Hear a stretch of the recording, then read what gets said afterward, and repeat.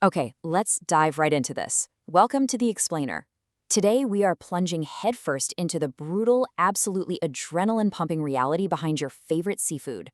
We're trading in our comfortable shoes for heavy rubber boots to look at the sheer human endurance, the terrifying dangers, and the staggering sacrifices made by the deckhands who pull these massive hauls from the most unforgiving waters on planet Earth. Think about your typical office job for a second. Your biggest threat is what? A nasty paper cut? Maybe someone setting the AC a little too low? Right. Well, step into the boots of an Arctic deckhand on a floating factory trawler like the Northern Eagle or the accompanies. Out there, we are talking about 10-meter rogue waves, grueling 17-hour shifts, and blinding minus 30 degrees Celsius ice fog.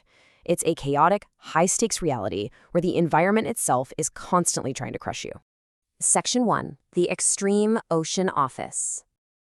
Just surviving the act of waking up and stepping outside requires a level of sheer physical endurance that most of us just can't even fathom.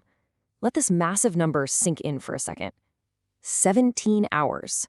That is the length of a standard daily shift for a deckhand on a ship like the Northern Leader. And no, that's not some one-off emergency shift. That is their everyday reality. They work these grueling, non-stop, physically punishing shifts, often 7 days a week, for months on end, all while riding the violent, unpredictable pitches and rolls of the Bering Sea. Deckhand Mike Johnson actually sums up this physical shock to the system perfectly. He says, "Probably about 70 degrees in my bunk when I wake up, and 5 to 10 minutes later, I'm outside and it's minus 20.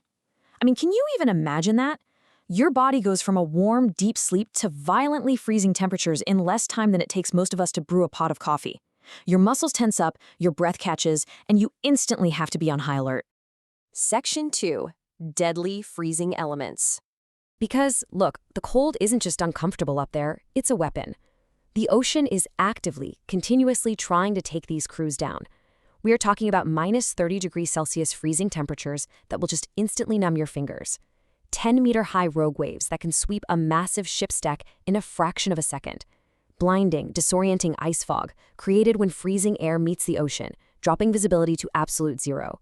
And thick, grinding pack ice, basically just floating boulders of frozen ocean that threatens to crush the hull or rip their million-dollar nets completely to shreds. It is a 360-degree environmental assault. And if the environment wins, well, the clock starts ticking instantly. 15 minutes. That is the chilling reality of exactly how long a deckhand has before falling unconscious if they slip over the edge into those sub-zero Arctic waters. You're dead in 45 minutes. If a rogue wave catches you off guard, or if you simply trip on a heavy icy chain, your survival window is terrifyingly small. And those waves, they hit with absolutely no warning. Take deckhand Tim Hoistington, for example. During a 60-knot hurricane, which the ship was actively fishing through, by the way, Tim was working in the pit. That's the low, exposed deck area where they process the fish. Suddenly, a massive wall of water crashed over the deck, knocking him clean off his feet and slamming him around the metal pit. He described the water hitting him like a brick wall, like semi-trucks just hitting you.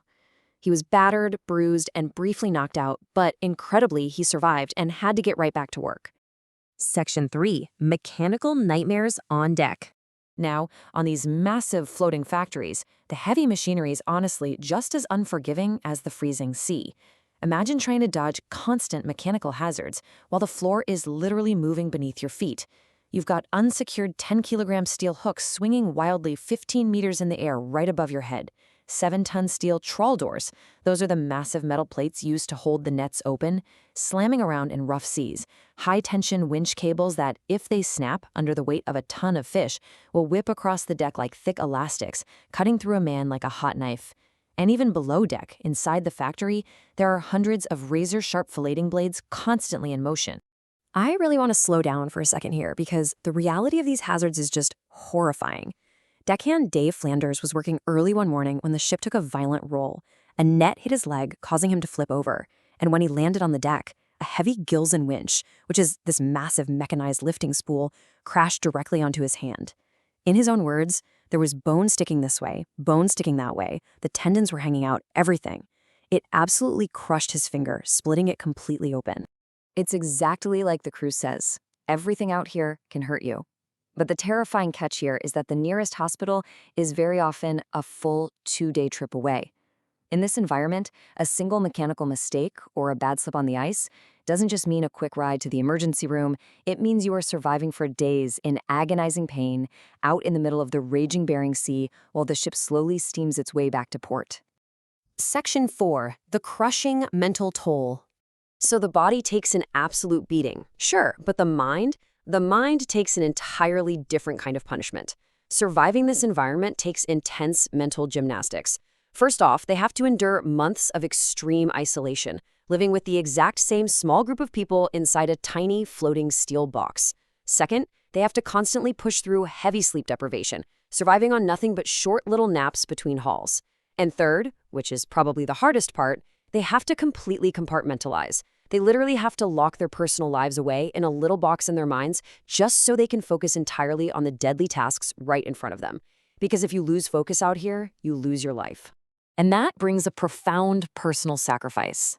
Deckhand Justin Dill, for example, had to accept the brutal fact that he would be at sea for 3 whole months, right after his second child was born. These workers are routinely missing births, deaths, birthdays, and just the simple, everyday lives of their families. They're literally trading their most precious time on land for time on the ice.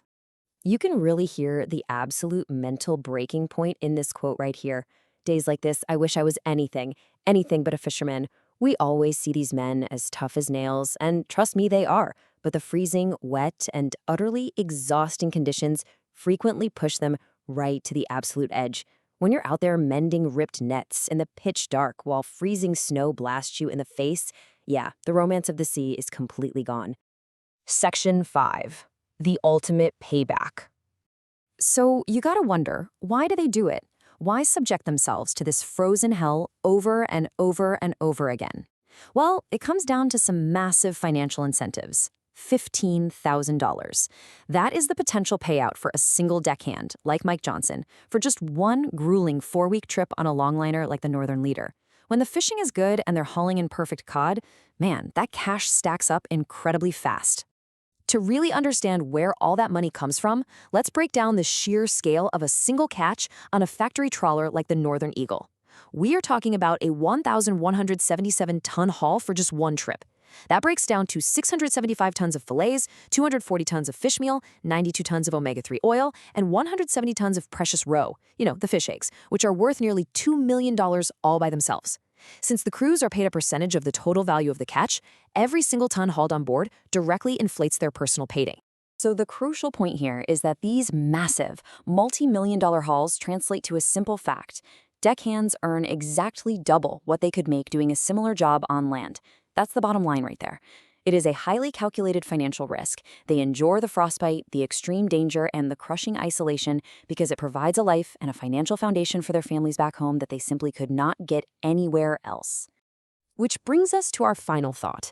The next time you sit down at a restaurant and order a delicious plate of seafood, take a second and ask yourself, what was the true human cost of this catch?